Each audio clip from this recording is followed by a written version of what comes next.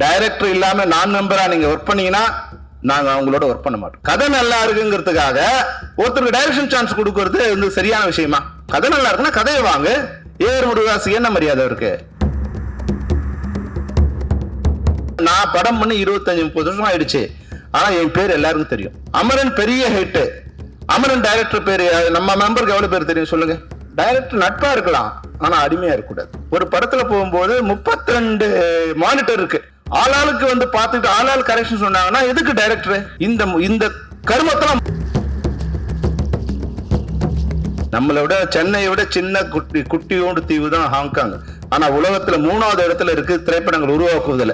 அது சைஸ் முக்கியம் இல்ல, அறிவு தான் முக்கியம், அது விஷன் தான் முக்கியம். அந்த விஷன் நமக்கு இல்லாம இருக்கிறது தான் கஷ்டம். ஷோலே பண்ணணும், இல்ல கேப்டன் படம் பண்ணணும், அது மாதிரியான முதல்வன் பண்ணணும், இல்ல இந்தியன் பண்ணணும், அப்படி கனவு இருக்கு. நம்மால வந்து ஒரு ரப்பர் பந்து பண்ண முடியும், நம்மால வந்து ஒரு டூரிஸ்ட் ஃபேமிலி பண்ண முடியும் நீங்க நினைச்சீங்கன்னா 100 பேர் வந்து அடுத்த வருஷத்துக்குள்ள டைரக்டர் ஆகலாம். இப்போது புதிய அறிமுகம் ஆச்சி ஹோட்டல் சாம்பார் 50 கிராம் ரூபாய் 20 மட்டுமே. அனைவருக்கும் வணக்கம். எங்களுடைய பதிவேற்பு விழாவுக்கு வருகை தந்துள்ள சம்மேளன நிர்வாகிகளுக்கும் இணைக்கப்பட்ட சங்கங்களோட நிர்வாகிகளுக்கும் தமிழ்நாடு திரைப்பட இயக்குநர் சங்கத்தை சேர்ந்த அனைத்து சகோதரர்களுக்கும் விருந்தினராக வந்த திரு ஐஸ்வரி கணேஷ் அவர்களுக்கும் எஸ்ஏ காலேஜோட நிறுவனர் சார் கரஸ்பாண்டன்ட் திரு வெங்கடேஷ் அவர்களுக்கும் தானு சாருக்கும் அருள்பதி சாருக்கும் நம்மளுடைய தலைமை தேர்தல் அதிகாரி திரு தர்வேஷ் சாருக்கும் என்னுடைய வணக்கம். ரொம்ப சுருக்கமாக நான் சொல்கிறேன், ஏன்னா வந்து இன்னும் கொஞ்ச நேரத்தில் கமலத்தட்டு ஒரு ஆளுங்க வந்து நிற்பார். அதனால் சுருக்கம். எல்லாருக்கும் நன்றி. மிக சிறப்பாக நாங்கள் எங்களால் பணியை பண்ணோம். 2-3 விஷயம்தான். இந்த விஷயத்தில் வந்து நாங்கள் ஒரு 25 பேர் தான் இப்போ நம்ம வந்து மந்த்லி உதவி கொடுக்குற மாதிரி இருந்தது. அதை எப்படியாவது வந்து ஒரு 100 பேர் ஆக்கணுங்கிறது தான் என்னோட முயற்சி. அதில் வந்து இப்போ முதல் முயற்சியாக திரு ஐஸ்வரி கணேஷ் சார் மூலம் ஒரு 50 பேருக்கு ஏற்றிட்டோம். அதனால் ஒரு 75 ஆகிடுச்சு. அதனால் இன்னும் இவருக்கு இது பண்ணிட்டோம். அப்புறம் நெக்ஸ்ட்டு சாம்நாத் சார் சொன்ன ஒரு விஷயம், உண்மையிலே வந்து 2 விஷயம்.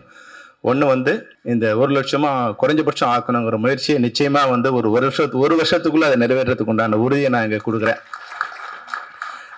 ஆனால் அதுக்கு ஒரு கண்டிஷன் இருக்குது. நீங்கள் ஏன்னா பொறுப்பில்லாத பலன் இருக்கு இல்லையா, அது சரியா இருக்காது. எனக்கு எந்த ரெஸ்பான்சிபிலிட்டி இல்லை. நான் வந்து விதைக்கும் போது நான் ஊருக்கு போயிடுவேன், அறுவடை பண்ணும்போது மட்டும் வந்தால் நிலம் காஞ்சி தான் இருக்கும். அதனால எல்லாருக்கும் ரெஸ்பான்சிபிலிட்டி இருக்கு. இந்த 1 லட்சம் எப்படி ஆக்க முடியும்? இப்போ நம்ம மெம்பர் ஆக்கும்போது 2 லட்சம் கேட்டால் 2 லட்சம் கொடுத்து மெம்பர் ஆனவங்க ஒரு 10% தான். 50,000 வாங்கறதுக்குள்ள நமக்கு வந்து கஷ்டமாயிருக்கு. ஆனால் சாமிநாத் சார் சொன்னார் இல்லையா, அங்கே மெம்பர்ஷிப் ஆகிறதுக்கு நான் சாமிநாதன் கிட்ட 100 ஃபோன் பண்ணோம். ஐயோ எங்களால் எப்படியா கொஞ்சம் மெம்பர் ஆக்கிடுங்க.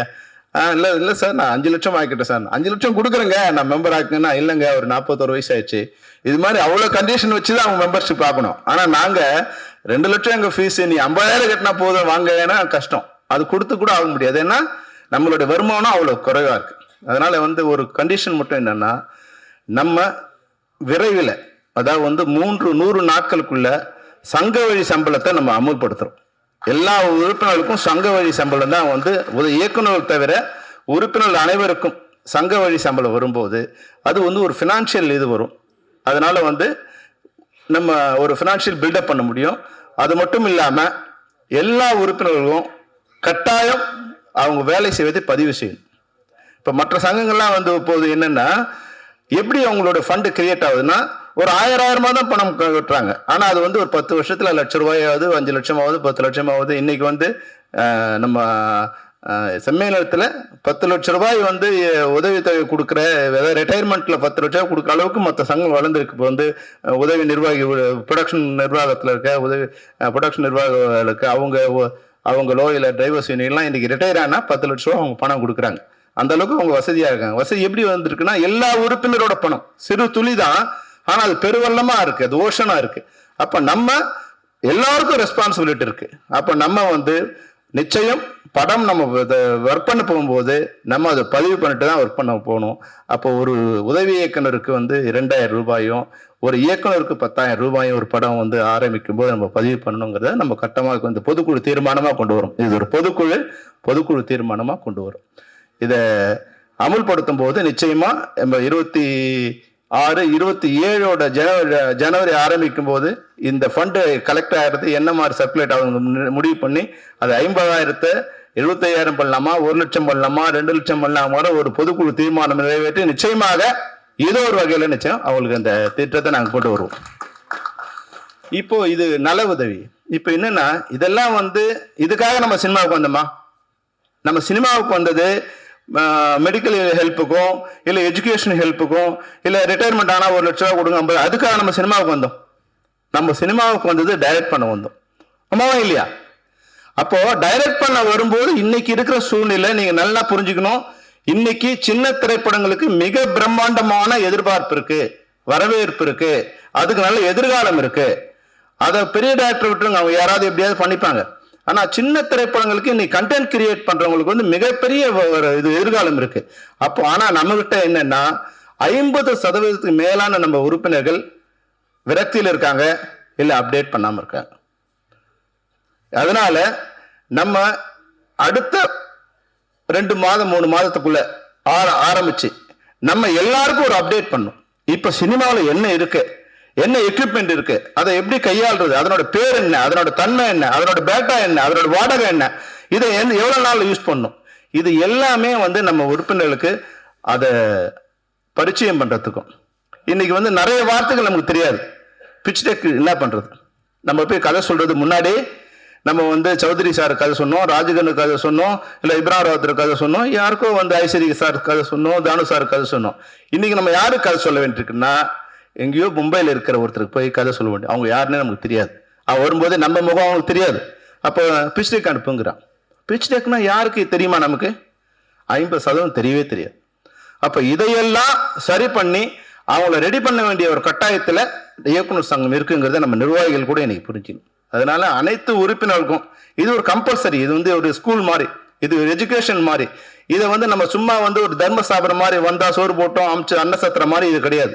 அன்னசத்திரமா இருக்கிறது அது இருக்கலாம், ஆனா இது ஒரு கல்வி நிலையமா இருக்கணும்னு நான் நினைக்கிறேன். இயக்குனர் சங்கங்கிறது ஒரு கல்வி நிலையமா இருக்கணும், அது ஒரு ஒழுக்கமான நிலையமா இருக்கணும். அது அப்படி மாறிடுச்சுன்னா நிச்சயமா நம்ம எல்லாரையும் வந்து பீட் பண்ண முடியும். பாஸ் சார் சொன்ன மாதிரி இன்னைக்கு தெலுங்குல போக முடியும், கன்னடத்தில் போக முடியும், ஹிந்தியில் போக முடியும், ஏன் இங்கிலீஷ் படங்களும் இன்னைக்கு இருக்க முடியும். நம்மளை விட சென்னையை விட சின்ன குட்டியோண்டு தீவு தான் ஹாங்காங். ஆனா உலகத்துல 3வது இடத்துல இருக்கு திரைப்படங்கள் உருவாக்குவதில். அது சைஸ் முக்கியம் இல்ல, அறிவு தான் முக்கியம், அது விஷன் தான் முக்கியம். அந்த விஷன் நமக்கு இல்லாம இருக்கிறது தான் கஷ்டம். இப்ப நம்ம வந்து டைரக்டர்ஸ் யூனியனா இன்னைக்கு ஹெல்ப் பண்றதுக்கு நிறைய காலேஜ் போய் பார்த்தோம்.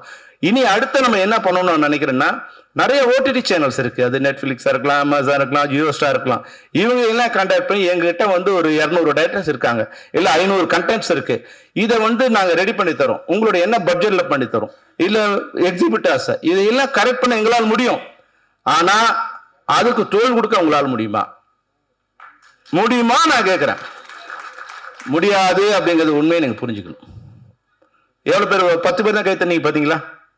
உங்களுக்கு இப்ப நம்பிக்கை கம்மியா இருக்கு, நம்பிக்கை கம்மியா இருக்கு உங்களுக்கு. நான் வந்து ஒரு ஷார்ட் ஃபிலிம் பண்றதுக்கு ஒரு ஆளுக்கு ரெடி பண்ணி கூப்பிட்டு வந்தோம். முதல்ல 25 படம் பண்ணோம், அப்புறம் 15 படம் பண்ணோம், அப்புறம் 10 படம் பண்ணோம், இப்ப 5 படம் பண்ணோம், அப்புறம் 0 ஆயிடுச்சு. உண்மையை சொல்றதுனால நீங்க வருத்தப்படக்கூடாது. 25 50,000 50 100 இருக்கணும். இதே மேடையில் ஐஸ்வரி சாரும் தானு சாரும் என்ன சொன்னாங்க, நீங்க 10 படம் பண்ணீங்கன்னா எல்லா படத்தையும் நாங்க தயாரிக்க ரெடியா இருக்கிறோம்னு சொன்னாங்க. ஆனா நம்ம சரி பண்ணல, அதுக்குண்டான முயற்சி நம்ம எடுக்கல. அந்த 25 படங்களை பார்த்து 10 படங்கள் நாங்க தயாரிக்க நாங்க வருவோங்கிற ஆள கான்பிடன்ஸ் நம்மளால கொடுக்க முடியல. ஏன்னா நம்மளுடைய கனவுலாம் வந்து ஷோலே பண்ணணும், இல்ல கேப்டன் படம் பண்ணணும், அது மாதிரியான முதல்வன் பண்ணணும், இல்ல இந்தியன் பண்ணணும், அப்படி கனவு இருக்கு. அந்த கனவு வேற விஷயம். நம்மால வந்து ஒரு ரப்பர் பந்து பண்ண முடியும், நம்மால வந்து ஒரு டூரிஸ்ட் ஃபேமிலி பண்ண முடியும் நீங்க நினைச்சீங்கன்னா 100 பேர் வந்து அடுத்த வருஷத்துக்குள்ள டைரக்டர் ஆகலாம். இதுக்கான சாத்தியக்கூறு இன்னைக்கு சினிமாவில் இருக்கு. ஏன்னா எல்லாராலையும் இப்ப வந்து 100 கோடி இன்வெஸ்ட் பண்ண முடியாது. ஆனா 5 கோடி இன்வெஸ்ட் பண்ணக்கூடிய தயாரிப்பாளர்கள் இன்னைக்கு வந்து 200-300 பேர் ரெடியா இருக்காங்க. நம்ம வந்து அந்த ஐடியால இல்லாம இருக்கும். நம்ம எல்லாரோட கனவு வந்து வேற மாதிரி இருக்கு. அது மட்டும் இல்லாம நான் படம் பண்ணி 25-30 வருஷம் ஆயிடுச்சு. ஆனா என் பேர் எல்லாருக்கும் தெரியும். அமரன் பெரிய ஹிட். அமரன் டைரக்டர் பேரு நம்ம மெம்பருக்கு எவ்வளவு பேர் தெரியும் சொல்லுங்க? அப்ப ஏன் டைரக்டர் பேர் தெரியாம போயிடு சொல்லுங்க? நம்ம முன்னிறுத்திக்கிறது இல்ல, நம்ம வேற மாதிரி ஆயிரும். நம்ம பணம் கம்மியா இருக்கலாம், ஆனா நம்மளோட பேரை இழக்கிறதுக்கு எந்த காலத்திலும் நம்ம ஒத்துக்கூடாது. என்னோட பேர் இது, நான் டைரக்டர் அப்படிங்கிற உரிமையை சுயமரியாதையை நம்ம எந்த காலத்துல விட்டு கொடுக்க கூடாது. இப்போ நான் பல செட்டுக்கு போகும்போது டைரக்டர் நட்பா இருக்கலாம், ஆனால் அடிமையாக இருக்கக்கூடாது. அதுதான் இன்னைக்கு சினிமாவில் வந்து விஷயம் என்னன்னா, நான் பல செட்டு போகும்போது நிறைய அடிமையாக இருக்கிறாங்க. அப்போ டைரக்டரே அடிமையாக இருக்காங்கன்னா மற்ற டெக்னீஷியன் என்ன ஆகுது பாருங்க. அப்போ படம் எப்படி வரும்? எப்படி வரும் சொல்லுங்க. ஒரு படத்தில் போகும்போது 32 மானிட்டர் இருக்கு. ஹீரோயின் ஒரு மானிட்டர், ஹீரோயின் அசிஸ்டன்ட்டுக்கு ஒரு மானிட்டர். இது யாரு இதெல்லாம் எப்படி டைரக்ட் பண்றது? நான் சொன்னேன், இது என்ன, இது எப்படி டைரக்ட் பண்றது? ஆளாளுக்கு வந்து பார்த்துட்டு ஆளாள் கரெக்ஷன் சொன்னாங்கன்னா எதுக்கு டைரக்டர்? இந்த கருமத்தெல்லாம் முதல்ல ஒழிக்கணும்னு சொன்னார். இது டைரக்டரா என்னால் அனுமதிக்கவே முடியாது. இது மாதிரி கட்டுறது என்னால் படமே பண்ண முடியாது. அப்ப இது சம்பந்தமான யூனியன்ஸை முதல்ல வர வச்சோம். சார் என்ன சார் இது? கேமராமேன் கூப்பிட்டோம், கார்த்திராஜா வந்திருக்காரு, அவங்க யூனியன் கூப்பிட்டோம். என்ன சார்? அவங்களும் சொன்னாங்க, சார் எங்களுக்கும் தொந்தரவா இருக்கு சார். அப்ப யார் தான் இதெல்லாம் விரும்புறது? அப்போ ஒரு கேமரா வரும்போது ஒரு மானிட்டர் தான் இருக்கணும். இப்படி இருந்தாலும் எங்களால் டைரக்ட் பண்ண முடியும். நான் பார்த்துப்பேன் இல்லையா, என் மேல் நம்பிக்கை வச்சுதானே நீங்க வரீங்க. ஹீரோயினோட அசிஸ்டன்ட் காஸ்டியூமருக்கு ஒருத்தர், மேக்கப் மேனுக்கு ஒருத்தர், அவன் பார்த்து கரெக்ஷன் சொல்றதுக்கு நான் இருக்கு இங்க நிக்கணும் கேமரா டைரக்டரா இல்லையா? இதெல்லாம் நம்மளோட சுயமரியாதை. இந்த சுயமரியாதை நீங்க இழக்கும் போது ஆட்டோமேட்டிக்கா மற்றவங்களும் அந்த இனத்துக்கு உண்டான மரியாதையே போயிடுது. பி.வாஸ் சார் 50 வருஷம் 40 வருஷம் ஆயிடுச்சு, பாரதி ராஜா 50 வருஷம் ஆயிடுச்சு, ஆர்.கே. செல்வமணி 30 வருஷம் ஆயிடுச்சு, உதயகுமார் 35 வருஷம் ஆயிடுச்சு, ஆபாவனா 40 வருஷம் ஆயிடுச்சு. ஆனா இன்னும் பேர் வந்துட்டே இருக்கு. இன்னைக்கு மிகப்பெரிய ஹிட்டை கொடுத்த இயக்குனரோட பேரை உங்க எவ்வளவு பேருக்கு தெரியும் சொல்லுங்க.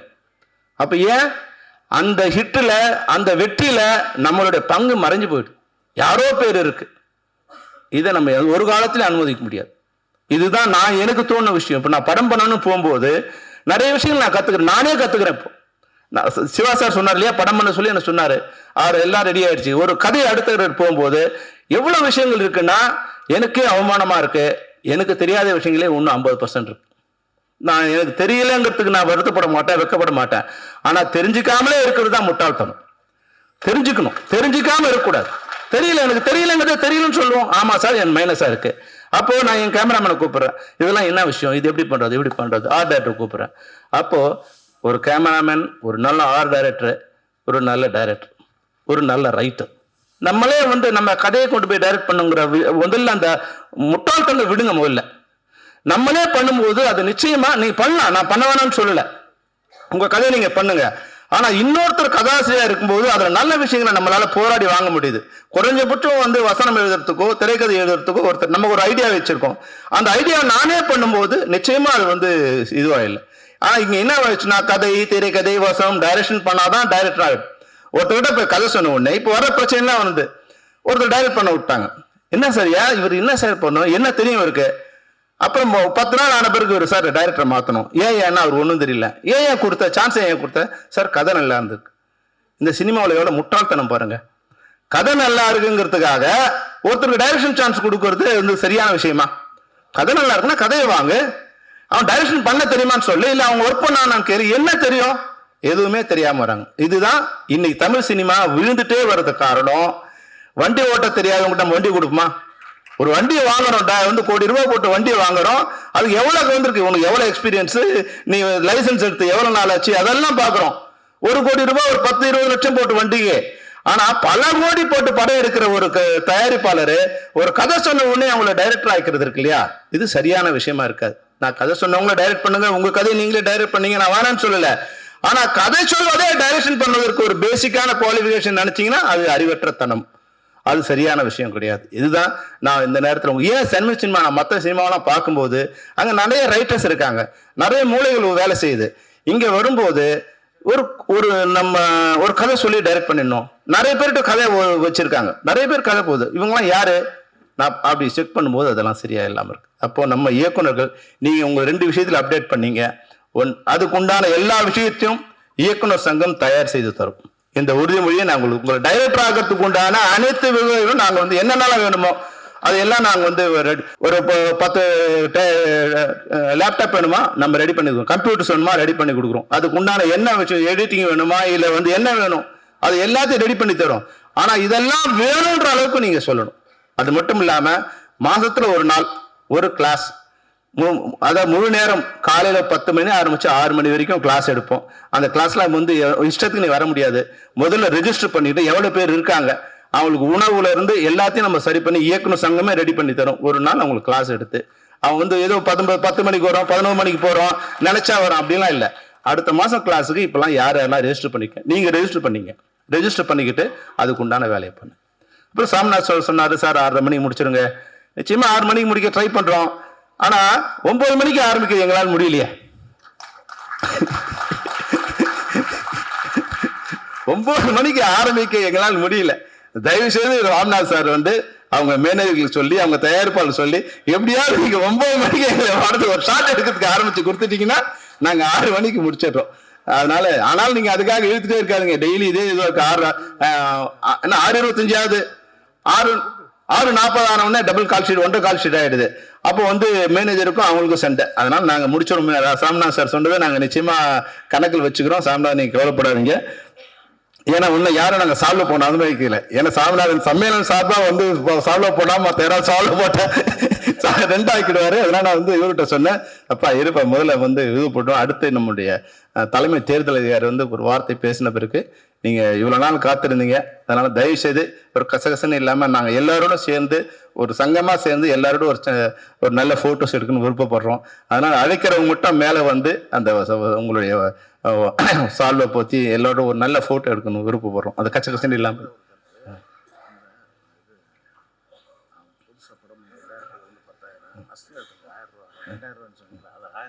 சரி, ஓகே. பணம் பண்ணாதானே கட்ட போறாங்க. சரி, ஓகே சார். இப்போ இன்னொரு விஷயம், இப்போ நம்ம அப்டேட்டுக்கான முதல் விஷயத்தை நாங்கள் ஸ்டார்ட் பண்ணிட்டோம். நீங்க வந்து எப்படி வந்து ஐடி கம்பெனிக்கு போகும்போது உங்களோட ஃபேஸ் போன உடனே அட்டண்டன்ஸ் போடுது, அது மாதிரி பயோமெட்ரிக்கை நம்ம எல்லாருடைய பயோமெட்ரிக் எடுக்கிறதுக்கு உண்டான ஒர்க்கை எனக்கு ஆரம்பிச்சிருக்கோம். யாரெல்லாம் அந்த கேமரா முன்னாடி பயோமெட்ரிக் கொடுத்தீங்களோ அவங்களாம் பயோமெட்ரிக் வாங்கி உங்க எல்லாருக்கும் அட்டண்டன்ஸ் கார்டு கொடுத்துருக்கோம். நீங்க போன உடனே எவ்வளவு நாள் ஒர்க் பண்ணீங்க, எவ்வளவு நேரம் ஒர்க் பண்ணீங்க அப்படிங்கறது எல்லாம் சரி பண்ணிட்டு த்ரூ சங்கம் மூலமா உங்க சம்பளம், நீங்க டெய்லி வேஜஸா இருந்தா உங்களோட சம்பளம் சனிக்கிழமையான உங்க அக்கௌண்ட்டுக்கு வந்து சேர்ந்துடும். மாத சம்பளம் வாங்குறவங்களா இருந்தா 5ஆம் தேதிக்குள்ள உங்க சம்பளம் உங்க அக்கௌண்ட்டுக்கு சேர்ந்துடும். அக்ரிமெண்ட்ல ஒர்க் பண்றவங்க தான் அக்ரிமெண்ட் படி அந்த ஷூட்டிங் ஆரம்பிக்கிறதுக்கு முன்னாடி உங்க சம்பளம் உங்களுக்கு சேர்ந்துடும். அப்படி இல்லாம அவங்க ஷூட்டிங் ஆரம்பிக்க முடியாது. இனிமே ஒரு மெம்பர் தான் ஒர்க் பண்ணணும், இல்ல ஒர்க் பண்றவங்க எல்லாரும் மெம்பரா இருக்கணும். இதுதான் வந்து நடக்க போகுது. இது இனிமே யாரா எந்த விதமான அட்ஜஸ்ட்மெண்ட்டும் நாங்க பண்ண முடியாது. எதுக்கு இப்போ நம்ம சம்மேளனத்தை இணைக்கப்பட்ட அனைத்து சங்கங்களும் இருக்கீங்க. டைரக்டர் இல்லாம நான் மெம்பரா நீங்க ஒர்க் பண்ணீங்கன்னா நாங்க அவங்களோட ஒர்க் பண்ண மாட்டோம். இதை வந்து நாங்க உங்களுக்கு கண்டிஷனா சொல்றோம். நீங்க ஒண்ணு மெம்பர், நாங்க யாருக்காக நாங்க தான் டைரக்ட் பண்ண சொல்ல, நீங்க எல்லாரும் இது பண்ணலாம். ஆனா அவங்க உறுப்பினர் ஆன பிறகு தான் அவங்களுக்கு தொழில் ஒத்துழைப்பு கொடுக்கணும். உறுப்பினர் ஆகாம யாருக்கும் தொழில் ஒத்துழைப்பு கொடுக்க கூடாது. அப்ப எங்களுடைய இது வந்து செட் ஆயிடும். அப்புறம் வந்து நம்ம உதவி இயக்குநருக்கு வந்து படம் பதிவு பண்ணும்போது 2000ங்கிறத வந்து 1000 குறைங்கன்னு சொன்னாரு. சரி, ஆரம்பிக்கும் போது ஏன் அவங்களுக்கு 1000 ரூபாயா பதிவு பண்றது வந்து 1000 ரூபாயா வந்து ஆரம்பிக்கலாங்கிறத வந்து அவருடைய கோரிக்கையை ஏற்றுக்கொள்கிறோம். அது எந்த தினத்துல இருந்து அப்ளை பண்றோங்கிறது நாங்க விரைவில் உங்களுக்கு கடிதம் மூலம் தெரிவிக்கிறோம். நன்றி. எல்லாரும் வந்து எல்லா சங்கத்தை சேர்ந்தவங்க இங்க வந்திருக்கீங்க. அது விக்ரம சார் சொன்னாரு, எதிர்த்து போட்டிட்டவங்க, அதெல்லாம் விஷயம், இதெல்லாம் ஒரு விஷயம் இல்லை. ஏன்னா நிறைய விஷயம் நம்ம உதவி வாங்கிட்டு பின்னாடி அந்த சாப்பிட்ட கை ஈரம் நினைவுக்கு முன்னாடி விமர்சனம் பண்ணவங்களாம் இருக்காங்க. அதனால எது ஜனநாயகத்துல வந்து எது சங்கம் தேவையா, எது எலெக்ஷன் தேவையானாங்க. நான் எங்களை பொறுத்த வரைக்கும் நேற்று வந்து ஒரு 1200 பேரை நாங்க பார்த்தோம்.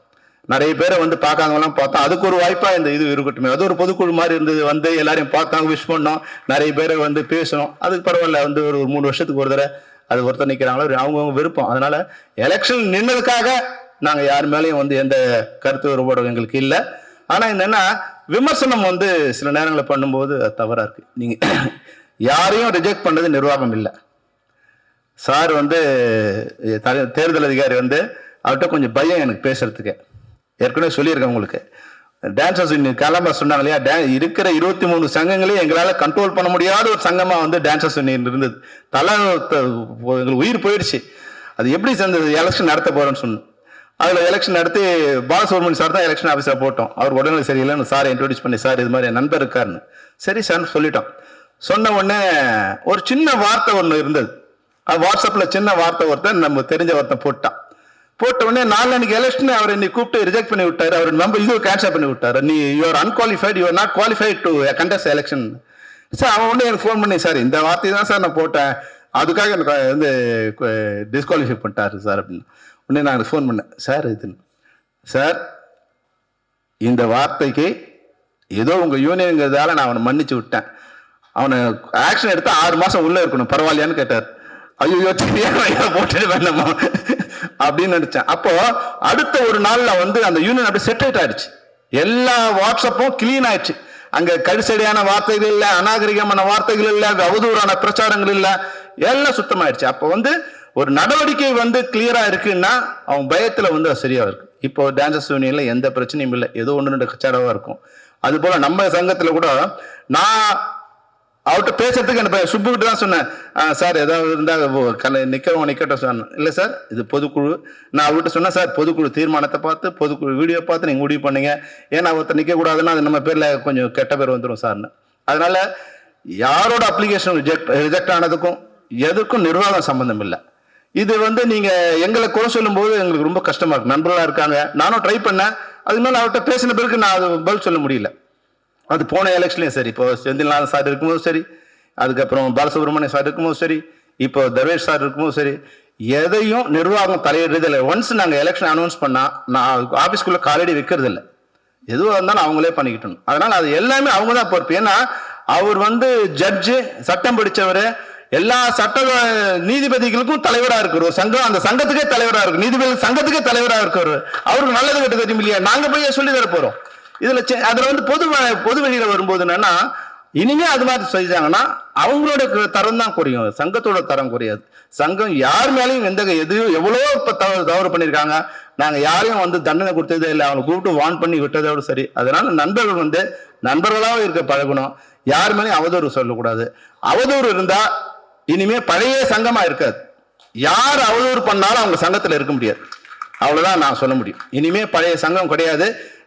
அது சில ரூல்ஸை நம்ம ஃபாலோ பண்ணணும்னு நினைக்கிறேன். அது தர்வேஷர் தான் எனக்கு வந்து முக்கியமான காரணம். அது டான்சர்ஸ் யூனியன், அதாவது கண்ட்ரோலே பண்ண முடியாதுன்னு நினைச்ச ஒரு யூனியன் கண்ட்ரோலா இருக்குன்னா அது வந்து அவர் தான் காரணம். அப்போ அந்த வழியை தான் ஃபாலோ பண்ணதான் சரியா இருக்கும். சில நேரங்களில் வந்து குழந்தை அழுதுங்கிறதுக்காக மருந்து கொடுக்காம இருந்தா அது குழந்தையோட உடலும் பாதிக்கிற மாதிரி, சங்கத்துல சில பேர் பிரச்சனை பண்றாங்களோ சரி, கண்டுக்காம விட்டா அந்த சங்கம் கெட்டு போக காரணமா இருக்கக்கூடாதுங்கிறதுக்காக சங்கத்துல இனிமே அவதூறான பிரச்சாரங்களோ எதிர்மறையான பிரச்சாரங்களோ விமர்சனம் இருக்கலாம், விமர்சனத்தை ஏற்றுக்க நாங்கள் தயாரா இருக்கோம். ஆனா உண்மைக்கு மாறான அவதூறுகளை ஏற்றுக்கொள்ள நாங்கள் தயாராக இல்லை. அதுபோல இருப்பவர்கள் இனிமேல் சங்கத்துல இருக்க முடியாதுங்கிற தான் உண்மை. அதை உங்க எல்லாருக்கும் இந்த நேரத்தில் நான் சொல்லிக்க விரும்புறேன் சார். அதனால எல்லாரும் நண்பர்களா இருப்போம். நாங்க எல்லாருக்கும் நண்பர்கள். நாங்க நிர்வாகம் வந்திருக்கோம், நாங்க ஆள்வதற்காக வரல, நிர்வாகம் பண்ண வந்திருக்கோம்.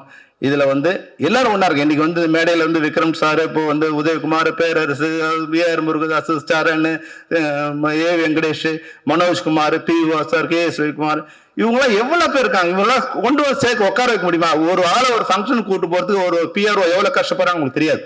இப்போ சாதாரணமா ஏஆர் முருகதாஸா ஒரு ஃபங்க்ஷன் கூட்டு போனா எவ்வளவு அலையணும் உங்களுக்கு தெரியாது. அப்போ அவங்க நம்ம மேடையில இருந்து உட்கார்ந்துட்டு இருக்காங்கிறதுக்காக நம்ம ஈஸியா எடுத்துக்கூடாது. அவங்களுக்கு உண்டான மரியாதையை நம்ம கொடுத்துடணும். அவங்க அந்த மரியாதையில அந்த லெட்டர் பேடை காமிக்கும் போது இந்த சங்கத்துக்கு ஒரு மரியாதை இருக்கு. இந்த சாதனைக்கு தான் மரியாதை தவிர ஆர்கே செல்வமணிக்கு மரியாதை கிடையாது. ஆர்கே செல்வமணி கேப்டன் புரவணன் பண்ணாதான் மரியாதை, இல்லைன்னா ஆர்கே செல்வமணிக்கு என்ன மரியாதை இருக்கு? ஏஆர் முருகதாஸுக்கு என்ன மரியாதை இருக்கு? அவரோட படங்கள் தான் மரியாதை. அப்போ இது மாதிரி கஷ்டப்பட்டு வரும்போது அவங்களை சாதாரணமா இங்க வந்து நமக்கு உதவி பண்ண வந்ததுக்காக அவங்களை அவதூறு பண்றதை நம்ம இனிமே ஏற்றுக்கொள்ள முடியாதுங்கிறதா இந்த நேரத்தில் நான் உங்களுக்கு சொல்லக்கூடிய ஒரு வேண்டுகோள் எடுத்துக்கணும். இப்போது புதிய அறிமுகம் ஆச்சி ஹோட்டல் சாம்பார் 50 கிராம் ரூபாய் 20 மட்டுமே.